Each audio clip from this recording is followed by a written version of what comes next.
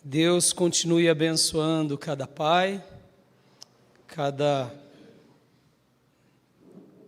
irmão que teve essa graça tão abençoada de poder conduzir uma família, poder ali dirigir um lar. E eu desejo também que Deus continue abençoando cada irmão e irmã, assim como cada um que nos acompanha aqui nas redes sociais. Eu quero orar agora com vocês e quero pedir a bênção do Senhor sobre o que estarei hoje falando com os irmãos. Hoje eu quero trabalhar sobre um título que é liderança espiritual. Liderança espiritual. Mas como é dia dos pais e já oramos por cada um dos irmãos, já pedimos as bênçãos do Senhor, já fica aqui mais uma vez os meus parabéns aos dias dos pais. Eu quero poder meditar com vocês sobre um assunto que tem tudo a ver com o nosso papel de pais, mas aqui essa mensagem não será apenas para os pais, será para você também que exerce um tipo de liderança. É claro que hoje estarei me dirigindo de uma forma um pouco mais específica aos pais, porque é um dia importante e eu quero te fazer refletir sobre o seu papel como líder espiritual, mas talvez o irmão ou a irmã que está aqui conosco hoje, seu marido não seja cristão. Ou quem sabe você ainda é um filho solteiro ou uma filha em que seus pais e familiares também não sejam cristãos. E então eu quero te dizer que você exerce uma liderança espiritual no seu lar. Ou seja, Deus te colocou ali como um líder espiritual, um embaixador espiritual. Então, eu gostaria de orar agora para que Deus realmente falasse com todos nós, aos pais, às famílias, aos solteiros, porque precisamos sempre de uma palavra da parte de Deus, e eu não tenho dúvida que Deus vai falar conosco, amém? Você crê que Ele vai falar com você? Então vamos orar? Pai, muito obrigado por esse momento, te agradecemos, Senhor, por esse instante tão especial, tão único, que é o momento em que entramos na Tua presença, Senhor, e pedimos agora, Senhor, fala conosco, Pai. Fala conosco pelo poder do Teu Santo Espírito e ministre a Tua palavra aos nossos corações. Ministre a Tua palavra ao mais profundo da nossa alma. Ó Deus, eu te peço que toda barreira, que toda obra maligna, que toda obra diabólica caia por terra e que o Senhor, somente o Senhor, seja glorificado, ó Deus, nas nossas vidas. Tu és o nosso Pai Supremo. E a Ti rendemos toda a honra, toda a glória e todo o louvor. E Te agradecemos desde já, porque sabemos que o Senhor falará aos nossos corações. Então ministra, Pai, a Tua palavra ao mais profundo do nosso ser. Fala conosco, fala ao nosso coração e nos abençoa, Senhor, grandemente e poderosamente. Porque sem Ti nós nada somos, nada fazemos, nada realizamos, mas contigo, Senhor, faremos proezas. E queremos realizar, sim, as proezas que o Senhor reservou para nós. Repreende as obras malignas, repreende as obras das trevas, repreende as obras infernais, que se levantam contra as nossas vidas, que se levantam contra as nossas famílias, que se levantam contra as nossas igrejas e contra esse mundo. E tenha misericórdia de nós, Senhor, em nome de Jesus. Amém. Amém, meus irmãos? O título da minha mensagem é liderança espiritual. E aos pais eu quero até dar uma tônica diferente. A sua liderança, ela é mais significativa, porque você, pai, e você, irmão, mesmo sendo solteiro, um dia você será o sacerdote do seu lar. Amém, meus irmãos? Você que já é casado e ainda não tem filhos, você já é sacerdote do seu lar. Então, irmãs, pode dizer para o irmão que está do teu lado, aos homens, né? Pode dizer, você é, ou quem sabe você será o sacerdote do seu lar. Pode dizer. Aos irmãos que estão em casa, em nome de Jesus, você ou já é ou será sacerdote do seu lar. Amém? Essa é uma função que Deus deu aos meus irmãos. Talvez você diga assim, já até nessa introdução, quebrando um pouco do paradigma, algumas vezes, raramente, uma mulher ela é mais protagonista do que o homem. É verdade. Pode existir mulheres mais espirituais, mais sensíveis. Mas você, como homem, não deixa de ser o líder. Lembre disso. Você entrega o manche do sacerdócio por consentimento diante de evidências. É verdade. Ou seja, ela é a profetisa de casa. Pode ser. Porque isso acontece. A gente vai ter algumas exceções na Bíblia. Prestem bastante atenção. Essas são as exceções. Amém, irmãs? Amém, irmãos? Porque tem homem que é meio frouxo, desculpa a franqueza. Ele entrega tudo e fala, cuida bem. Não, é ser frouxo. Não. Você não pode entregar tudo. Você é o líder. E até, já esclarecendo algo bem importante aqui, irmãos, quando Deus cria o homem e a mulher, ambos são importantes. Mas há papéis distintos. E dentro desses papéis, o homem ele é o líder de casa, ponto final. Amém, meus irmãos? Aqui não é machismo, aqui não é feminismo, aqui é Bíblia Sagrada. Deus cria Adão e depois Eva. E dá a Adão o governo de todas as coisas. E a mulher se alegra em ouvir ao marido. Amém? É assim que cremos nas Escrituras. E os homens lideram em amor e as mulheres se submetem porque são amadas. É assim. E aí, pastor? Não, aqui não é subserviência. É uma liderança machista que impõe na cartada. Não. A subserviência não funciona em nada. Até com Deus, que é Pai e soberano. Ninguém irá para os céus sendo arrastado pelas orelhas, como dizia Spurgeon. Ninguém. Todos irão aos céus porque realmente se renderão docilmente, voluntariamente e apaixonadamente a esse Pai Supremo, ao Jesus bendito, ao Espírito Santo eterno. Amém, meus irmãos? E é assim. Então a liderança tem a ver com a arte de ser o papel responsável do homem. No entanto, há algumas exceções, que a mulher ela pode ser mais espirituosa, mais sensível. E o homem nessa hora fala, amém, amor, é isso aí que a gente vai fazer, a gente vai orar mais. Está faltando oração nessa casa mesmo. E aí ele vai lá e fala, é isso aí, amor. Ela é a profetisa de casa, tudo bem, não é um problema. Mas isso é como que eu disse? E por que a exceção virou regra? Porque é isso que a gente vai falar hoje aqui. E hoje essa mensagem vai ser muito legal, porque a gente vai estar colocando os pingos nos is. Liderança espiritual, está faltando liderança espiritual. Liderança por parte das mulheres de saberem ouvir e liderança por parte dos homens de saberem se posicionar. E aí entra um problema, os homens saíram de cena e as mulheres, com todo respeito, ocuparam o espaço, porque é do gênero feminino, irmãos, ocupar espaços vazios. É verdade. Elas não querem ser o cabeça da casa. Elas não querem, porque a mulher ela tem na sua fisiologia um desejo de ser protegida, de ser cuidada, de ser honrada, de ser preservada, de ser amada, de ver um homem que está disposto a morrer. Por isso que o homem é o líder da família, porque ele está disposto a morrer por ela. Amém, irmãos? Amém, irmãos? Tem que estar disposto, porque é isso que é liderar. Se o irmão não está disposto a dar o dedinho, quanto mais a mão, quanto mais o braço. Então não presta para isso.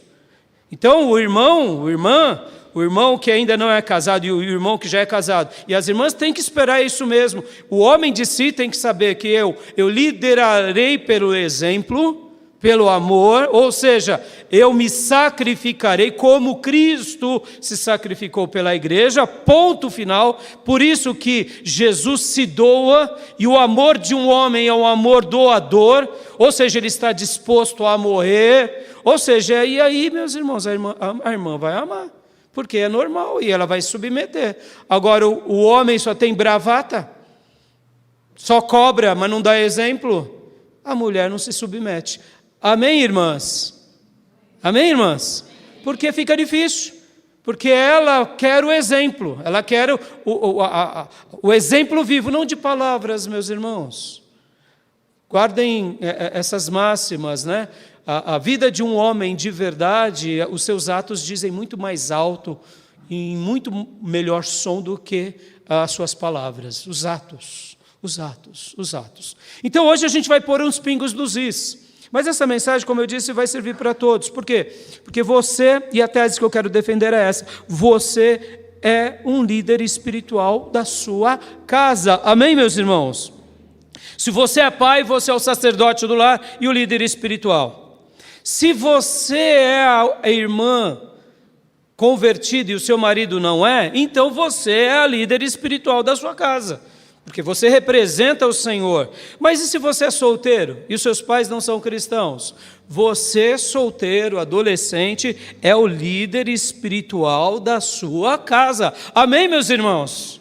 Por quê? Porque você, agora tendo Deus, o soberano Pai, na sua vida, você é um embaixador dos céus na terra. E isso começa onde? Começa em casa. Posso ouvir glórias a Deus, meus irmãos? Para nós pais, o nosso papel de líder tem tudo a ver com esse sacerdócio. E aqui eu quero apenas recordar de um homem que se posicionava como sacerdote do lar, que é Ló. Ló, todos os anos, chamava os seus filhos e fazia sacrifícios por ele, porque ele dizia: meus filhos sempre se reúnem nas suas festas, e quem sabe algum deles tenha pecado contra o Senhor, por isso, Jó, não Ló, obrigado. Por isso eu estarei fazendo sacrifícios, para que, por meio do meu sacrifício, pedindo perdão a Deus, eu represente o meu lar. E o que é o sacerdócio do lar? É esse que pega agora a família e leva a Deus. A família e leva a Deus. Está disposto, meu irmão, a fazer isso para a sua casa? Está disposto, meu irmão? Então diz assim, amém? Amém. Glória a Deus. E as irmãs querem ser conduzidas por homens de Deus? Amém. Então, eu quero hoje tratar sobre esse assunto com vocês. E antes da leitura do meu texto, né? Saibam de uma coisa, meus irmãos, teremos dificuldades. Nenhuma novidade, não é? Em muitos momentos nós seremos profeta de casa. E o que faz um profeta de casa? Ele fala e muitos não ouvem, não é assim? Mas a gente continua fazendo o papel do sacerdote do lar. Não é assim na família, irmãos? O profeta da família tem muito valor? Tem, meus irmãos. Profeta, vamos lá, até o profeta da igreja. Profeta da igreja tem valor? Muitas vezes, sejamos francos, irmãos. Pastor prega há 30 anos ensinando algumas coisas. Vem outra pessoa falar a mesma coisa. E um dia fala, você viu, pastor? Ainda fala, pastor, você viu, pastor? Faz parte do pacote, tá, meus irmãos? Faz parte do pacote. A gente ensina, e é assim mesmo. A gente vai ter hora que a gente vai falar 10 vezes, 1 ano, 10 anos, para depois a pessoa dar ouvido, porque em casa é diferente. Podem ver que Jesus passou por isso. Ora, se o mestre passou por isso, por que nós não, né? Então eu gostaria aqui também de contar uma experiência aqui, antes da leitura do texto, que foi muito forte essa semana, né? Eu tive essa semana um sonho, e de antemão já digo, foi um sonho espiritual, pastor? Não sei. Foi fruto das minhas imaginações? Não sei. Mas foi muito forte esse sonho. Foi muito forte. Foi assim, forte, surpreendente, desafiador e ao mesmo tempo assustador. Eu estava no meu sonho, eu estava na minha cozinha, e eu tinha uma percepção ali enquanto estava na cozinha, de eu estava lutando alguma batalha espiritual, como se eu estivesse orientando alguém, falando com alguém, não sei se era alguém de casa, alguém por fora, ou falando no telefone. Eu sei que era uma batalha espiritual, como acontece no meu dia a dia, instruindo os irmãos, falando. Mas de repente, irmãos, eu ouvi um som ensurdecedor, um som forte, mas ao mesmo tempo não era somente um som forte, sabe, algo literalmente, quem sabe, como uma buzina ou como uma trombeta. Eu associei mesmo a uma trombeta, mas na hora que eu ouvia aquele som forte, mas estridente, no meu espírito vinha uma clareza muito grande. É Satanás. É Satanás. E não era nem um demônio, isso que foi surpreendente no sonho. Como se fosse uma trombeta de Satanás. E no meu sonho eu já fiquei em prontidão. Eu fiquei assim, atento, atônito. Foi algo forte demais. Irmãos, vocês me conhecem, eu não sou de ficar falando sonho, não sou de ficar espiritualizando. E repito, não sei se isso foi algo espiritual, não sei se foi algo fruto da minha mente, fruto de barriga cheia, não sei. Mas eu estou contando uma experiência que me levou a orar muito essa semana. Então, quando eu vi aquele sonho, eu estava ali na batalha espiritual, estava na minha cozinha fazendo alguma coisa, e eu lembro que eu ficava em prontidão, em continência, e falava, é Satanás. E na mesma hora já começava a falar alto para a Nídia, onde está? Aí eu falava, onde está o meu filho, o meu caçula, o Felipe? Onde está o Felipe, amor? Onde está o Pinho, amor? E aí, aí a Nídia estava no sofá, e ela estava ali, ela não me dava ouvido. E aí eu nem perdia tempo para brigar com ela. Sabe, qualquer coincidência, qualquer semelhança é mera coincidência, varão. Você é o sacerdote de casa, irmão? Então assim, eu falava com ela lá no zap. Eu acho que ela estava no zap, não estava nem bola. E eu olhava para ela e, amor, é o som de Satanás. E ela não dava nem bola. E eu falei, tá, deixa ela para lá. E eu não me importava muito com ela. E quando eu via, eu olhava na minha garagem e eu via como se fosse um ser de mais de 2 metros de altura vindo, e o Felipe estava assim no portão como que fugindo, e aí eu falava, ele não vai catar meu filho. E acordei. Aí eu acordei. Primeira coisa, eu acordei. Pastor, a novela estava boa, né, irmã? Ai. Mas a Nídia lá no zap, essa foi boa, né?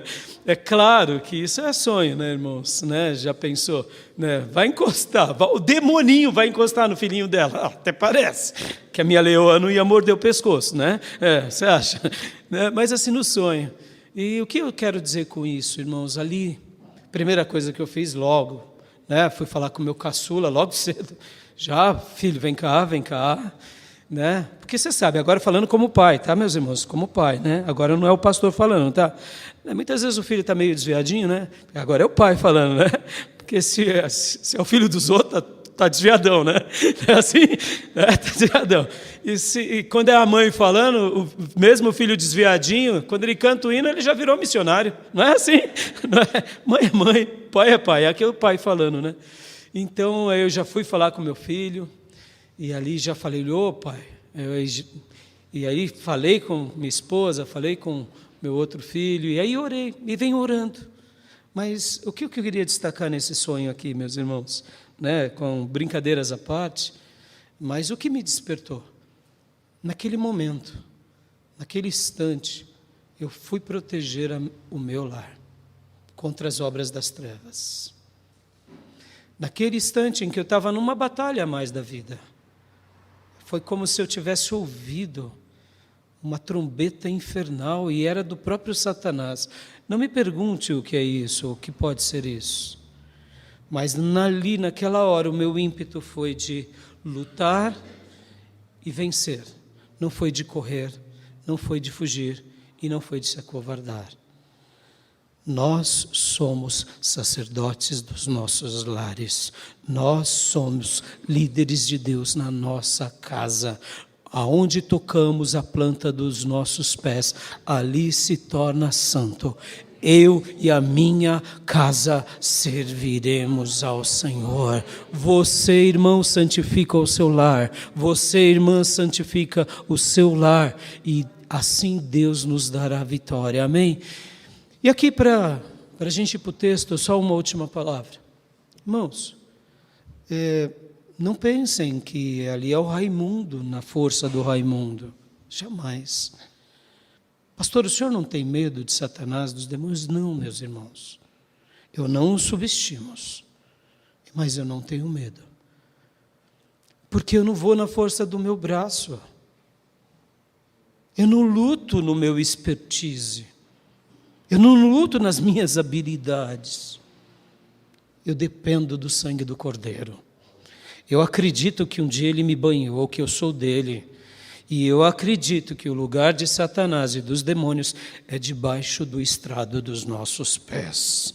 Por isso, não o subestimo, como muitos fazem, dizendo bravatas e palavras tolas e fúteis, mas desafiando o diabo, enquanto a vida deles está presa às correntes das trevas. Eu não subestimo o poder das trevas. Não brinco no território dos inimigos, mas uma coisa eu sei, que sobre nós repousa autoridade em Cristo Jesus. E pelo nome, pela autoridade de Jesus, dizemos todas as obras das trevas: retira-te, Satanás, em nome de Jesus. Amém, meus irmãos? Porque é promessa de Deus, é promessa de Deus. E em nome de Jesus expulsaríamos demônios, e assim tem que ser. Amém, meus irmãos? Porque não é pela nossa fé, mas é pela fé que temos nele e ao poder dele. Então eu me submeto, eu me inclino e eu creio. E assim batalho as minhas batalhas. E por que eu estou falando tudo isso? Porque hoje eu quero ler um texto com vocês que está em 2 Coríntios 4:4. Abra sua Bíblia comigo em 2 Coríntios 4:4, meus irmãos. Um texto maravilhoso que nos meus dias de seminário eu aprendi e jamais me esqueci dessas verdades sagradas. 2 Coríntios 4:4.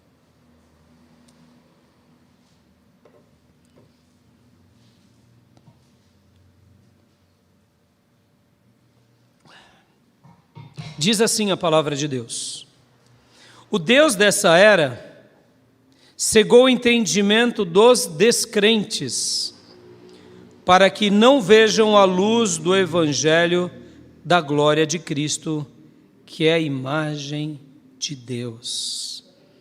Quero ler também na versão atualizada, que diz assim: nos quais o Deus deste século, e notem que na maioria das versões, ou quase todas as versões, estão Deus minúsculo, tá bom? O Deus deste século cegou o entendimento dos incrédulos, para que lhes não resplandeça a luz do Evangelho da glória de Cristo, o qual é a imagem de Deus. Amém, meus irmãos? Prestem bastante atenção nesse texto. O texto está dizendo aqui que há um Deus neste século. Por isso que as Escrituras também vai afirmar que esse mundo jaz no maligno, ou seja, ele está no maligno, é uma sentença. O sistema mundial, ele trabalha militando segundo os valores do maligno. Irmãos, não existe um terceiro poder. Ou estamos debaixo do poder de Deus ou do poder das trevas. Ou estamos debaixo da autoridade do eterno ou da autoridade do inferno. Não existe o caminho, a terceira via. Sabe? Não existe. Ou é o bem ou é o mal. O indefinido já é do mal. O duvidoso já é do mal. Ou como alguém já disse, o muro já é do diabo. Contam-se uma história muito curiosa que tinha um rapaz teve um sonho, e no sonho ele estava sobre o muro, e de um lado estava Jesus e do outro estava o diabo. E Jesus dizia: meu filho, venha para cá. Meu filho, venha para cá. Venha para cá, que é um lugar de vida, é um lugar de gozo, de esperança, de eternidade. Não fique do lado do diabo. E o diabo lá do outro lado, quietinho, sem falar uma palavra. E Jesus insistindo, Jesus dizendo, né, eu morri por você, eu fui entregue a você, venha, está tudo pronto, está tudo preparado, basta você vir. E ali o rapaz no sonho dizia assim: tem alguma coisa errada, Jesus está insistindo tanto, e o diabo não insiste nada. Aí uma hora ele olhou para o capeta e falou: por que você não está aí quietinho, não fala nada? Aí o diabo disse: o muro é meu, o muro é meu. Então é isso aí, o muro já é dele, né? O muro já é dele.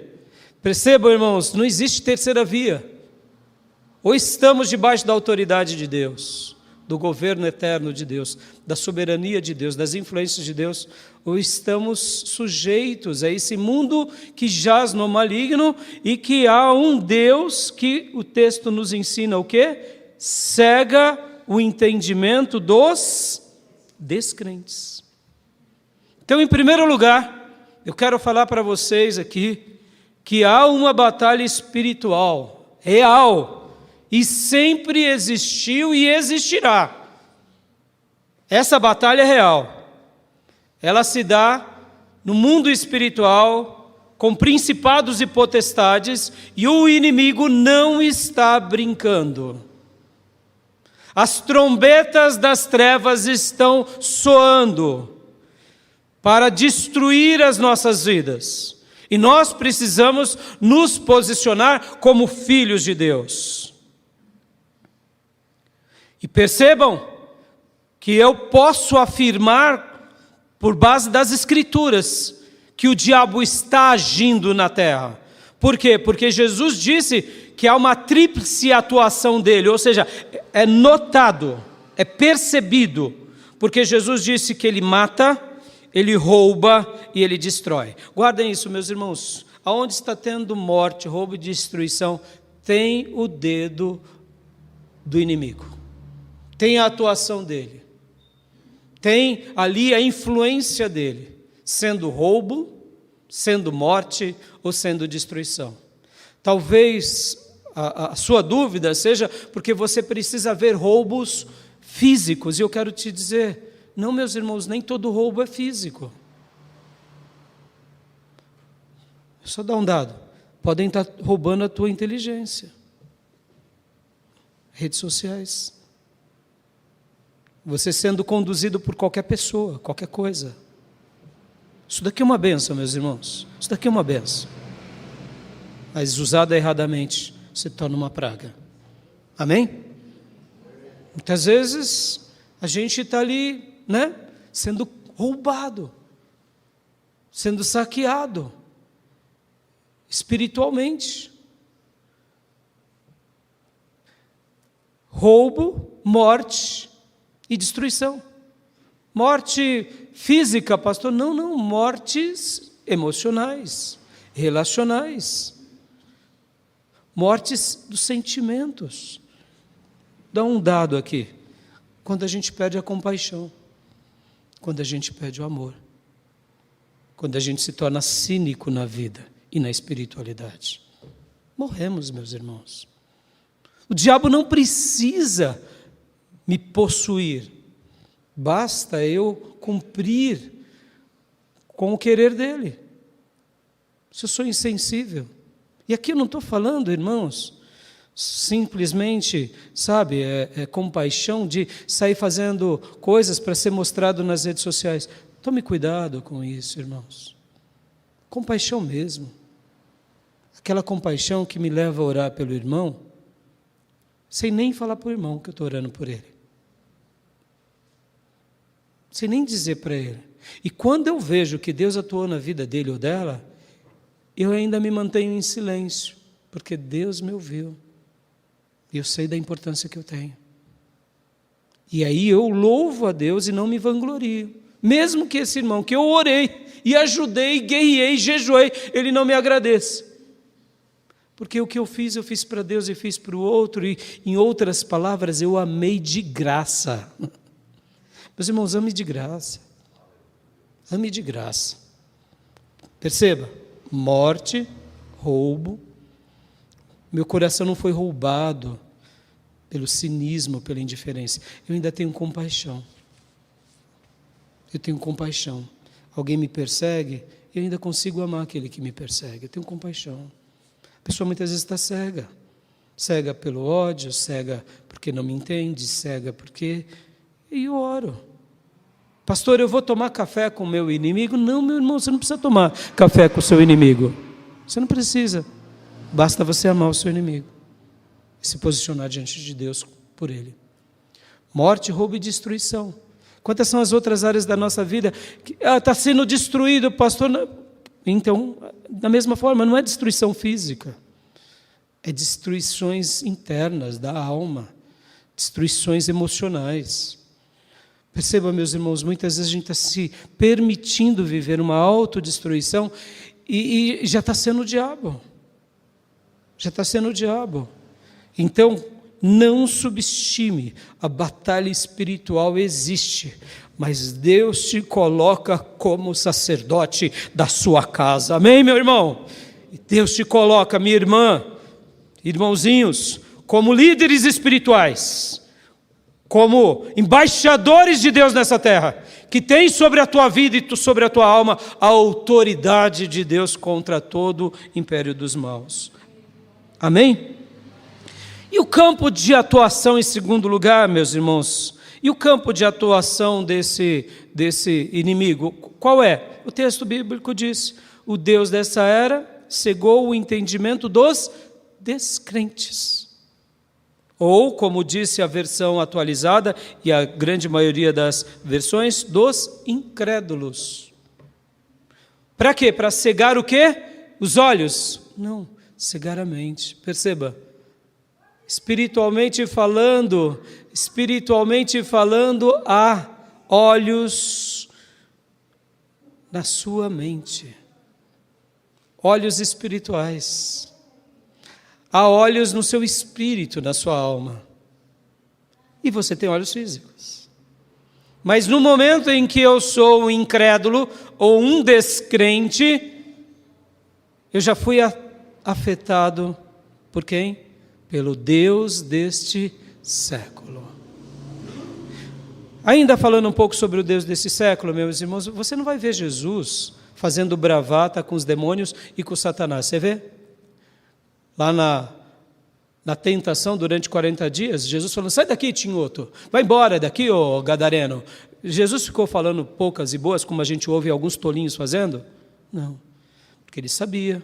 Mesmo Jesus, guarde isso, Jesus sendo Deus, ele estava ali naquela condição de homem. E Jesus sabe da força e do poder que há sobre as trevas. E o que Jesus fez? Jesus se submeteu a ele? Não. Jesus o venceu pela palavra. Aleluia! Vencemos a Satanás quando nos apropriamos da palavra de Deus. Por isso que amamos essa Bíblia e queremos ser uma igreja apenas bereana para a glória do Senhor, que vê nas Escrituras a resposta para a nossa vida e apenas nela. Então, o campo do inimigo é qual, pastor? É cegar o entendimento dos descrédulos. Para quê? Porque quando a mente está cega, não resplandece a luz da glória de Jesus. Ora, você está sem Deus. Você está sem o evangelho puro. E você está na força do seu braço. Agora vem cá. E se você é um crente que não tem discernimento? E se você é um crente que vive na incredulidade? Que diferença há você do incrédulo? Nenhuma. Assim como abandonar a Deus é um pecado, a incredulidade é um pecado tão grande quanto outros grandes pecados, viu, meus irmãos? Cuidado com a incredulidade. A incredulidade é um pecado imenso e pode acabar com a nossa vida. Então, em qualquer situação de incredulidade, não contra o pastor ou contra a igreja, mas contra a palavra, meus irmãos, guarde isso. Contra a palavra. Porque se o pastor falou, vá na palavra. Vá na palavra. E se a palavra diz, então aceite. Porque nem tudo que um pastor diz pode estar na palavra. Por isso que Paulo já deixou uma recomendação pelo Espírito. Ouça tudo e retenha o que é bom. Porque tudo que é Deus é bom, é perfeito e é agradável. Terceiro lugar, meus irmãos. O mal tem tocado a sua trombeta. E o que você e eu temos feito? Vamos lá. O mal tem tocado a trombeta. E a cada período, a cada século, a cada geração, é assim. Ontem eu vi uma reportagem sobre o Irã. O Irã. E, meus irmãos, nós não temos muito contato com o Oriente Médio e muito menos com os países muçulmanos, a não ser que alguém tenha parentesco. Se você é parente de algum libanês, de algum turco, de algum árabe, de algum persa, iraniano ou iraquiano, ou aí vai. Aí a gente tem um pouquinho mais de contato porque faz parte da família, os costumes, a comida, né? Mas nós ocidentais, e principalmente brasileiros, que fomos colonizados pelos europeus, de uma forma geral, a gente tem pouco contato, com exceção, né, dessas comunidades.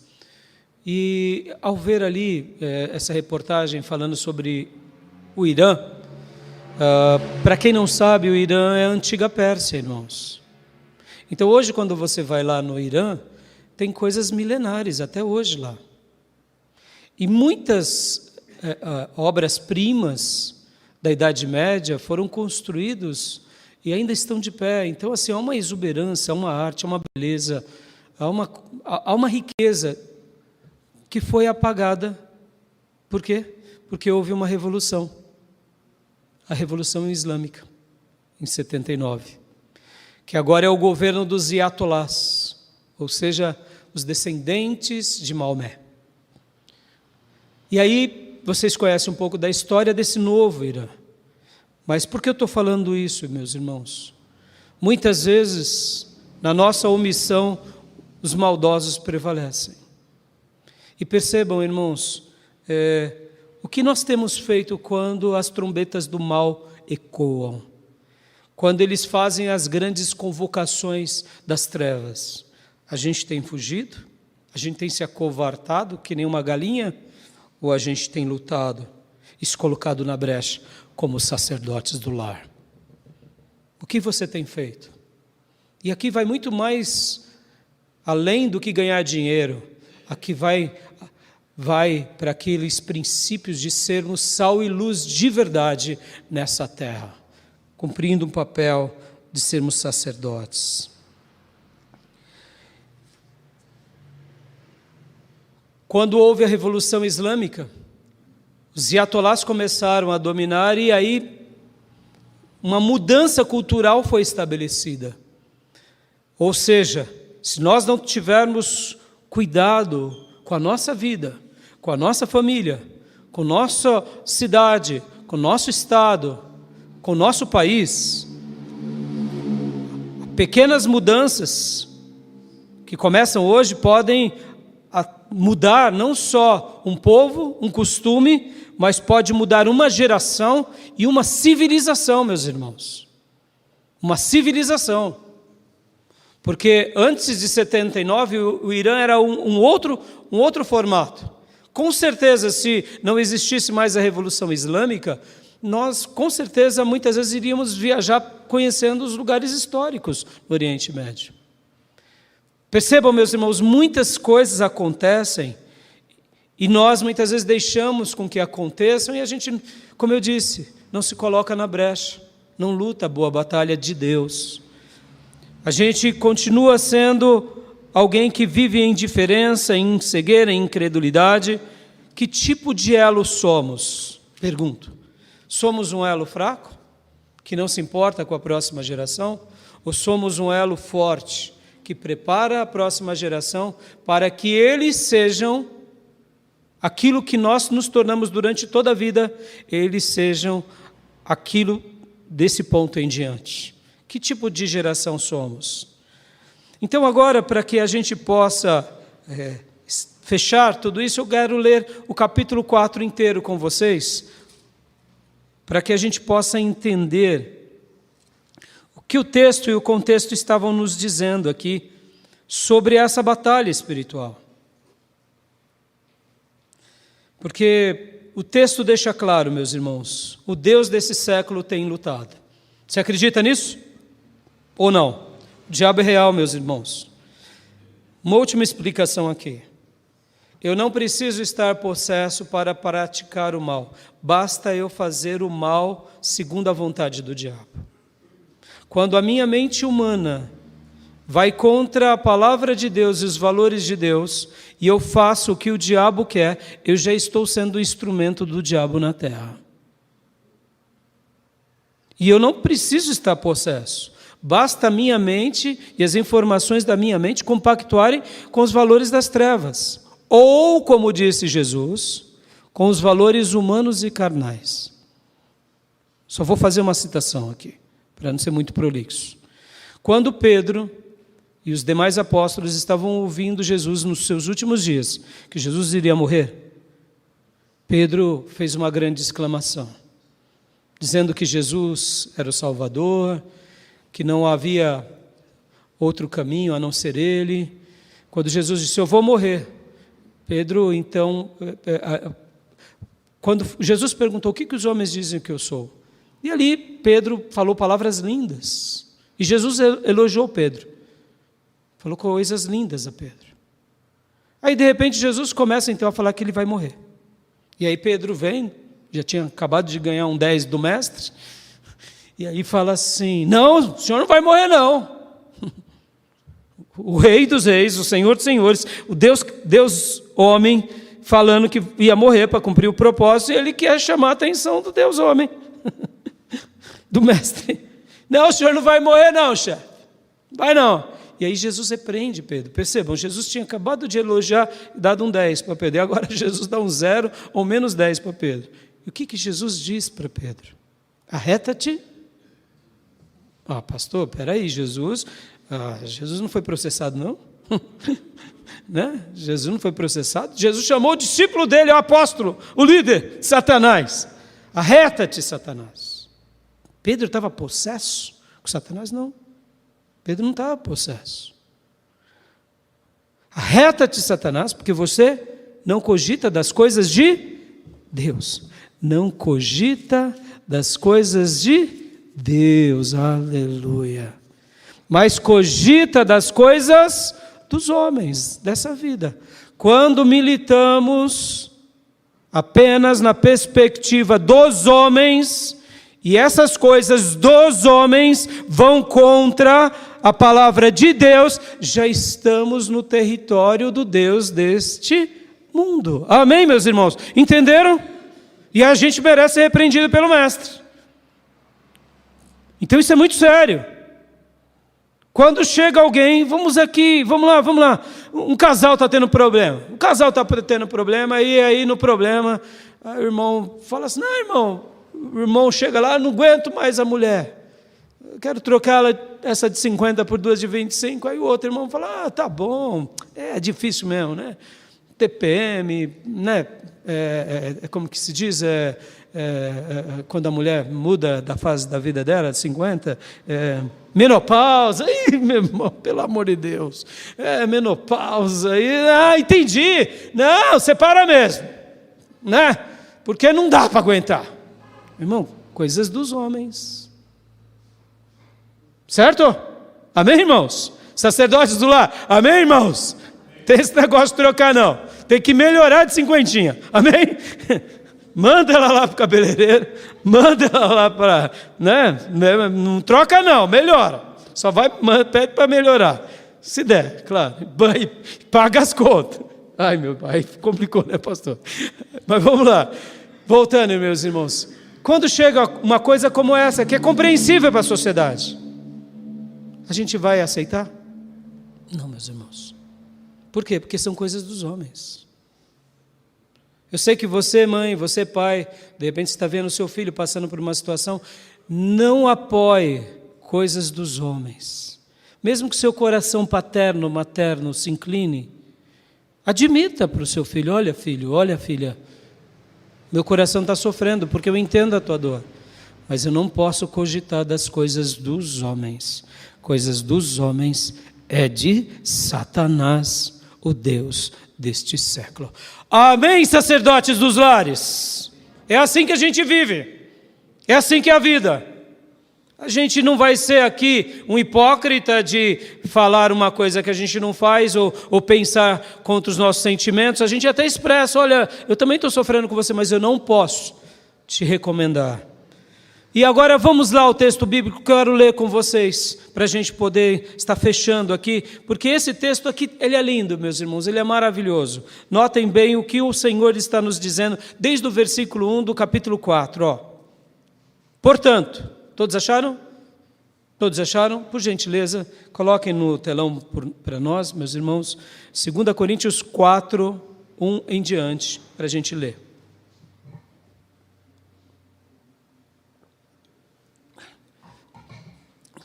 Por gentileza, 2 Coríntios 4, 1. Portanto, visto que temos este mistério pela misericórdia que nos foi dada, ou melhor, visto que temos este ministério pela misericórdia que nos foi dada, não desanimamos. Antes, renunciamos aos procedimentos secretos e vergonhosos. Amém, sacerdotes do lar? Amém, líderes? Amém? Renunciamos, coisas secretas. A nossa carne milita contra nós mesmos. Tem hora que a gente está com vontade de chutar o pau da barraca, rodar a baiana, e a gente fala para Deus: Deus, olha, me ajuda. Eu renuncio isso daqui. Eu não quero isso para mim.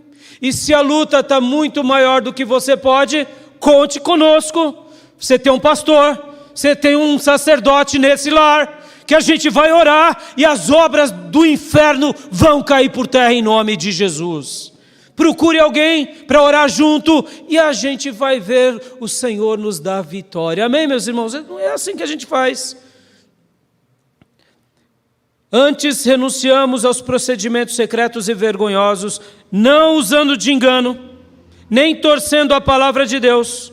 Ao contrário, mediante a clara exposição da verdade, recomendamos-nos a consciência de todos diante de Deus. Amém, meus irmãos? A gente não precisa dar bravata, a gente não precisa citar espiritualidades tolas e fúteis, a gente não precisa de visões inúteis. Nós podemos usar a palavra de Deus como ela nos ensina, recomendar a consciência de todos diante de Deus, usando o quê? A palavra de Deus e não distorcendo ela, sendo honestos, sendo verdadeiros, porque é assim que a gente faz. A gente renuncia aquilo que é vergonhoso, aquilo que é secreto, e não usamos de engano, não manipulamos mentes, não usamos dos mais fracos, ajudamos os mais fracos a conhecerem a palavra, a se apropriarem das promessas e a vencerem as suas batalhas. É assim que a gente tem que fazer numa igreja séria. Meus irmãos, deixa eu ensinar uma coisa aqui. A gente não pode usar das mentes mais fracas para tomar proveito e fazer espetáculos em nome de Cristo. Minha esposa, vocês sabem, é psicóloga, atende e ajuda muitas pessoas. Quando ela pega uma pessoa que está com a consciência afetada, que ela está em depressão, problemas emocionais, muitas vezes é um homem de negócio, uma mulher brilhante, mas ela está em momentos de vulnerabilidade, porque a mente está afetada. A igreja, quantas são as vezes que eu já ajudei aqui na minha sala pastoral, vocês e tantos amigos. Recentemente eu ajudei um amigo, um empresário, que estava fragilizado. Fragilizado. E quando a pessoa está fragilizada, ela pensa no quê? Ela pensa em ganhar dinheiro. Ela pensa em ajudar as pessoas. Ela pensa em acabar com a vida. Ela pensa em acabar com os outros. E numa hora que a pessoa está fragilizada, a gente que está no controle daquela vida, a gente pode usá-la como matéria-prima barata, dizendo que é demônio na vida dela, e a pessoa vai aceitar que aquilo é demônio. Porque ela está emocionalmente fragilizada. Perceba, meus irmãos, uma igreja séria pega mentes fragilizadas e ensina a palavra de Deus. E ministra pelo poder do Espírito. E essa pessoa se apropria das promessas de Deus e vence o diabo e é curada em nome de Jesus. E um profissional da saúde mental faz a mesma coisa. Restaura a pessoa. Não usa a pessoa como instrumento das suas manipulações ou persuasões. Perceba, meus irmãos, sejamos críticos com todas essas questões onde abusam de pessoas, fazendo com que haja possessões demoníacas de pessoas que estão com desequilíbrio emocional, mental. Quantas pessoas eu já ajudei aqui assim, irmãos? Se eu falasse para a pessoa, você está endemoniada, ela caía mesmo. Porque ela já está vulnerável a qualquer coisa. Uma pessoa que está vulnerável, meus irmãos, ela se entrega a qualquer voz, muito mais de um líder religioso. E se você dizia é macumba, aí ela fala, qual é a macumba? Aí já começa a passar mal, não dorme, aí piorou. E a pessoa fica mesmo, deixa eu chorar por você. Ainda tem muitos pastores que até dão uma ajudinha, balança a cabeça, meu irmão, balançou a tua cabeça agora, você fica tonto. Se você tiver labirintite, então você cai tripudia. E é demônio? Não é. Agora, o que é o demônio? O demônio está na mente desses líderes que fazem isso com as pessoas. Isso sim, fica a nossa denúncia. Porque Jesus não fez isso com ninguém. E eu acredito sim que existem pessoas que ficam possessas. E aqui vai, abre aspas, desde crianças até anciãos podem ficar possessos. E a gente tem que ter respeito a essas pessoas. Porque mesmo que elas estejam sendo um cavalo do diabo, a gente não pode expô-las ao ridículo. Porque o ser humano é a imagem e a semelhança de Deus. Mesmo aqueles que possam ter uma experiência trágica como essa. Amém, meus irmãos? A gente tem que fazer deles matéria-prima barata do nosso espetáculo, porque o culto na igreja é para um só, é para Jesus Cristo, Senhor. Não é para espetáculos do capeta ou de falsos profetas. Continuemos, versículo 3. Mas, se o nosso evangelho está encoberto, para os que estão perecendo é que está encoberto. O Deus desta era cegou o entendimento dos descrentes, para que não vejam a luz do Evangelho, da glória de Deus, que é a imagem, a glória de Cristo, que é a imagem de Deus. E aqui o apóstolo Paulo deixa uma recomendação muito clara para nós. Qual é a recomendação? Não vamos deixar o Evangelho encoberto, meus irmãos. Não vamos deixar. E vamos, sim, saber que há uma batalha espiritual. Aonde o diabo atua? Onde? Na mente dos descrentes. Meu irmão, você pode duvidar de mim. Você pode até duvidar da igreja. Mas não duvide do Evangelho. E se você estiver duvidando do Evangelho, coloque-se diante de Deus com humildade. Quantas vezes eu fiz isso? Pastor, mas o senhor está me dando uma recomendação para que eu me torne um descrente ou um incrédulo? Não é isso. Em alguma área da nossa vida a gente tem incredulidade. Tem ou não tem? Vamos ser honestos.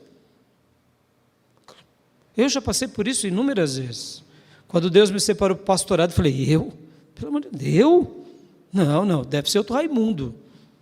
Deve ser outro cearense. Eu não. Por quê? Porque a gente não consegue acreditar certas vezes. Quando a gente é chamado para pregar, quando a gente vai fazer uma obra de evangelismo, quando a gente vai... Não sou eu. Aí a gente ora a Deus, e aí Deus vem e nos orienta. Presta atenção, Deus é paciente conosco. Se alguma incredulidade vier sobre você, lembre-se, é o Deus desse século, querendo roubar, matar ou destruir o que Deus tem para a tua vida. O que você tem que fazer? Coloque-se diante de Deus. Como diz as Escrituras, sujeitem-se, portanto, a Deus. Resistam ao diabo e ele fugirá de vós. Amém, meus irmãos? Porque se a incredulidade está sobre nós, é seta do diabo. E nós não podemos permitir que o evangelho fique encoberto, porque o evangelho encoberto é igual a nada. Como eu mencionei há pouco, depois da Revolução Islâmica no Irã, você não pode mais pregar o evangelho. Antes da Revolução Islâmica, você podia pregar o evangelho. Quantas são as milhares de vidas que nasceram desde 79 para cá, que não conhecem sequer que existe Bíblia, ou que existe Jesus Cristo. O povo iraniano e o Oriente Médio merecem a nossa compaixão. Amém, meus irmãos? Continuemos, versículo 5. Mas não pregamos a nós mesmos, mas a Cristo, mas a Jesus Cristo, o Senhor, e a nós, como escravos de vocês, por causa de Jesus. Amém? Ou seja, olha aqui o texto, está falando que há uma batalha, mas nós pregamos Jesus, e nós somos escravos, e a expressão bíblica é essa mesmo, irmãos. Não tenha medo de ser escravo de Deus, não tenha, porque ser escravo de Deus é ser liberto de tudo e de todos, porque Deus, como Pai Supremo que é, tratará esses escravos não mais como escravos, mas como filhos e amigos. Amém? Versículo 6. Pois Deus que disse, das trevas resplandeça a luz. Ele mesmo brilhou em nossos corações para a iluminação do conhecimento da glória de Deus na face de Cristo. Aleluias! Quando entendemos que Cristo é a nossa resposta, a luz vai brilhar sobre nós. E a gente vai vencer o mal. E vai vencer as trevas. Porque o poder está em Cristo, o poder está no Evangelho, o poder não está em nós. E agora o versículo 7. Paulo faz aqui uma analogia maravilhosa. Mas temos esse tesouro em vasos de barro, para mostrar que o poder que a tudo excede provém de Deus e não de nós. Amém, meus irmãos? O que você é, pastor? O que eu sou? Somos vasos de barro. Somos sacerdotes do lar. Podemos ir contra as trombetas infernais do mal. Mas por quê? Porque há um tesouro bendito em nós, pelo poder do Espírito Santo. Não é a nossa virtude. E o que somos, pastor? Somos vasos de barro. Tira a essência de nós, sobra o quê? Vasos de barro. Vasos de barro ganha do diabo? Ganha nada. Coloca um tesouro precioso dentro do vaso de barro. O que o vaso de barro tem? O tesouro precioso. Quem é esse tesouro precioso? É a glória que resplandece de Jesus Cristo sobre a sua vida. Faça valer tudo isso em nome de Jesus. Amém? Quero ler novamente o versículo 7. Mas temos esse tesouro em vasos de barro, para mostrar que o poder que a tudo excede provém de Deus e não de nós. Por isso, se há alguma virtude, que seja para a glória de Deus. Aleluia. Versículo 8. De todos os lados somos pressionados, mas não desanimamos. Ficamos perplexos, mas não desesperados. Olha Paulo agora aqui. Ao soar das trombetas infernais, Paulo fugia? Paulo era uma marica? Pelo contrário, era pressionado, mas não desanimava. Ficava perplexo, mas não se desesperava. Versículo 9. Somos perseguidos, mas não abandonamos. Abatidos, mas não destruídos. Amém, meus irmãos? Essa é a palavra a um sacerdote do lar, a um líder de Deus, a uma profetisa da casa. É isso. Vai vir lutas, vai vir perseguições, mas nós não abandonamos o manche. Vai vir abatimento? Vai sim. Pastor, o senhor fica abatido? Claro, meus irmãos. Quando eu acordei daquele sonho, meus irmãos, parecia que eu tinha saído de uma guerra.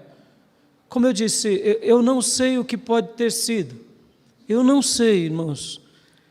Mas eu acordei como se tivesse saído de uma guerra. Algo muito semelhante que acontece depois que a gente prega uma mensagem, sabia? Vocês não imaginam a luta que está aqui. Uma luta imensa.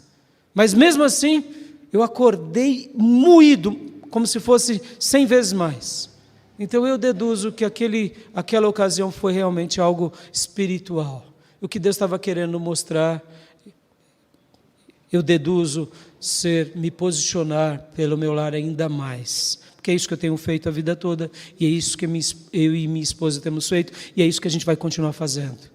Então, Paulo aqui mostra, tem vezes que a gente vai ficar abatido, claro, meus irmãos, somos de carne e osso.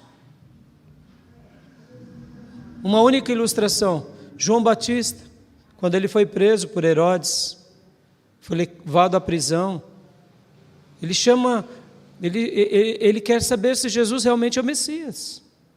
Ele fica em crise. E aí, pastor? E aí que ele não desanimou. Estava em crise. Como Elias teve crise. Como Moisés teve crise. Como Davi teve muitas crises. Basta ler os Salmos. Mas o que a gente faz nas crises? Ficamos abatidos. Mas não somos destruídos, porque maior é aquele que está em nós do que aquele que está no mundo. Amém? Versículo 10. Trazemos sempre em nosso corpo o morrer de Jesus, para que a vida de Jesus também seja revelada em nosso corpo. Olha aqui, ó, olhos dos irmãos nos meus olhos, sacerdotes do lar, olhos de vocês nos meus olhos. Nós trazemos sempre em nosso corpo o morrer de Jesus. Ou seja, eu estou disposto a morrer todos os dias. Eu estou disposto a fazer algo que mude a minha vida e a minha família. Eu estou disposto. Ou seja, é a arte de morrer a cada dia. Não é só bravata. Meus irmãos, guarde isso. Quando o vento é grande, até galinha voa, tá? Não se gabe não, viu? Galinha voando não muda nada. Voo de galinha. Tem crente que fica fazendo voo de galinha. A igreja está bombando, a espiritualidade da família está ótima, você está voando. É voo de galinha. Deus nos chamou para ser galinha. Deus nos chamou para ser águias, para voar com asas e ver coisas impressionantes. Porque quando o vento é bom, até galinha voa. Os políticos gostam de se gabar disso, não é? Não, a economia, não tem nada do político, é a economia que está indo bem, é bravata, sejamos inteligentes. Quando o vento é bom, até galinha voa, tá bom? Alguns metrinhos. Vamos lá. 11. Pois nós, que estamos vivos, somos sempre entregues à morte por amor de Jesus, para que a sua vida também se manifeste em nosso corpo mortal. Versículo 10 e 11 mostra o seguinte: se eu quero ver Jesus, eu tenho que estar disposto a morrer todos os dias. Amém, sacerdotes do lar? Amém, irmãs? Amém? É isso. Quero ver Jesus, eu tenho que morrer. Por isso que as armas pelas quais lutamos não são humanas, não são carnais, mas são espirituais em Deus. Amém, meus irmãos? E a arma principal de todas é o amor, é a fé, a esperança e as promessas de Deus. Continuemos. 12. De modo que em nós atua a morte, mas em vós a vida. Ou seja, guarde isso. Pais, segurem as crianças por um instante. Se a gente quer ver vida de Cristo no outro, a gente só vai ver quando a gente vive a morte em si. Para que Cristo se manifeste em nós, a gente morre. Porque enquanto a gente está vivo, Cristo não se manifesta por nosso intermédio. Enquanto a gente está vivo, são bravatas, palavras ditas ao vento. Irmãos, eu tenho paura de crente que só fala e não vive. Por quê? Porque não está sendo um sacerdote do lar, não está sendo um líder de Deus. Porque para que Jesus seja glorificado por nós, a gente tem que estar disposto a morrer. 13. Está escrito: cri, por isso falei. Lembra que o príncipe deste século tem cegado o entendimento dos incrédulos. Ou seja, a incredulidade é um pecado tão grande quanto muitos que a gente condena. Sabe o traficante, o bandido? A prostituta, sabe? Que pecadora. Vem cá, você é incrédulo? É a mesma coisa. Mesma coisa. Você está no mesmo pacote. E o que faz a gente ser liberto da incredulidade? Crer. E crer é o quê? É um ato tolo, fútil? Não. É racional, é de coração, mas é em algo, é na palavra de Deus. É uma atitude de esperança e de confiança em quem? Em Deus e na sua palavra. 13. Está escrito: cri, por isso falei. Com este mesmo espírito de fé, nós também cremos e por isso falamos. porque sabemos que aquele que ressuscitou o Senhor Jesus dentre os mortos também nos ressuscitará com Jesus e nos apresentará com vocês. Tudo isso é para o bem de vocês, para que a graça que está alcançando um número cada vez maior de pessoas faça que transbordem as ações de graça para a glória de Deus. Ou seja, Deus vai continuar trabalhando por meio da tua vida. Amém, meus irmãos? Porque você vai fazer com que o Evangelho e a glória de Deus se manifeste. 16. Por isso, não desanimamos. Embora exteriormente estejamos a desgastar-nos, interiormente estejamos sendo renovados dia após dia, pois os nossos sofrimentos leves e momentâneos estão produzindo para nós uma glória eterna que pesa mais do que todos eles. Aleluias! Meus irmãos, Paulo era macho pra chuchu. Olha o que ele diz: pois os nossos sofrimentos leves e momentâneos. Ô cabra macho! Paulo passou por apedrejamento, logo no início do seu ministério, foi jogado quase como morto para fora da cidade, foi apedrejado outras vezes, tomou esbofetada do capeta, 3 náufragos, pelo amor de Deus, ainda ele fala os nossos sofrimentos leves e momentâneos. Tinha café no bule ou não? Eita cabra, esse é cabra macho, é admirável, ele morria. Ele estava disposto a morrer. Por isso que ele se tornou um pastor exímio. Por isso que ele foi canal de Deus, libertando muitos do príncipe deste século. Por isso que a glória de Deus foi derramada sobre muitos. E um último dado aqui. Não pense você que Paulo era muito bem quisto, viu? Até mesmo os irmãos das igrejas. Esse camarada é muito rude. Esse camarada é muito duro. E ele escreve duro, e quando ele vem falar, ele é duro também. Não pense vocês que Paulo era aclamado. Paulo era colocado tapete vermelho. Paulo era presenteado. Não, Paulo era criticado, inclusive por discípulos deles, viu? Mas a história mostra que tudo o que fazemos pelo poder do Espírito perdura, porque é para a glória do Senhor. E o último, 18. Assim, fixamos os olhos, não naquilo que se vê, mas naquilo que não se vê.